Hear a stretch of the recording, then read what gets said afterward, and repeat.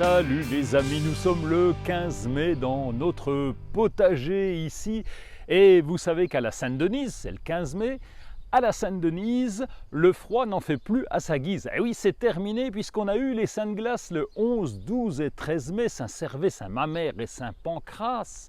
Cette histoire qui nous date du haut Moyen-Âge, du 6e siècle, mais on y est encore accroché pour dire que après ces Saintes Glaces, eh bien, pratiquement partout en France, on peut se permettre de planter les légumes du soleil comme les tomates, les aubergines, les poivrons. Pour planter les tomates justement, eh bien, on va les mettre d'abord en plein soleil. Bon, si vous avez une serre, le problème est réglé, ils sont à l'abri. Mais si vous les plantez en extérieur, c'est en plein soleil. Et on va bien mouiller la motte, le petit godet qui est à la base. Ensuite, on va les planter et on va enterrer le début de la tige, aller sur 2-3 cm. Pourquoi? Parce que ça permet de refaire des racines et d'avoir une plante beaucoup plus forte. Ensuite, eh bien, on va faire un petit monticule. Un petit monticule, d'habitude on fait des cuvettes, vous savez, autour des plantes, mais là on fait un monticule de façon à ce que l'eau ne vienne pas perturber la croissance de la plante. Et oui, l'eau, même quand on arrose ou quand il pleut, eh bien, c'est capable de nous apporter du mildiou. Aïe, aïe, aïe. On va bien les pailler, on va rajouter de la paillette de chanvre, par exemple, en surface tout autour pour éviter toujours les remontées d'humidité qui pourraient nous apporter ce fameux mildiou.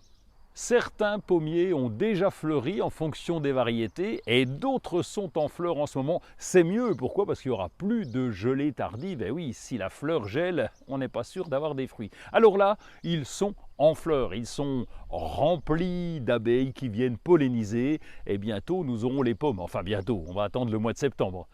Évidemment, au potager, tout pousse, y compris les herbes indésirables. Donc là, vous avez un peu de boulot. D'abord, à nettoyer, à les retirer, à sarcler un petit peu, à entretenir le terrain en attendant d'avoir installé toutes les plantations.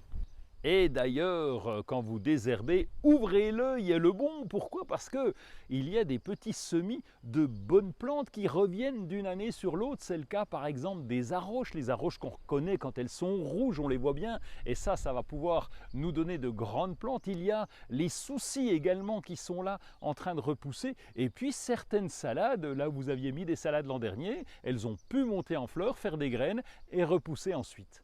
Le mois de mai, c'est aussi la saison des rhododendrons qui vont fleurir. Alors ça dépend des variétés, ça s'équilibre, mais c'est pratiquement sur tout le mois de mai. Si vous avez la chance d'avoir des rhododendrons, eh bien ils vont être en fleurs. Alors qu'est-ce qu'on fait lorsque la fleur est fanée? N'oubliez pas, c'est important, on va enlever la fleur fanée, on va prendre délicatement entre le pouce et l'index et on va enlever cette fleur fanée pour préparer déjà la floraison de l'an prochain. J'allais oublier pour tout ce que vous avez planté, semé, pour les plantes en pot et puis pour les holas, vous savez, ces réservoirs qu'on met au milieu des carrés potagers ou dans le jardin, eh bien, il faut ajouter de l'eau. N'oubliez pas d'arroser, c'est le moment, il va faire un petit peu chaud, il faut donner un petit coup de main à ces nouvelles plantes. Le 15 mai et les jours qui vont venir pendant ce mois de mai, les mois de juin, eh bien profitez du jardin, on y est bien dedans. Profitez aussi du potager et profitez des fleurs qui nous entourent.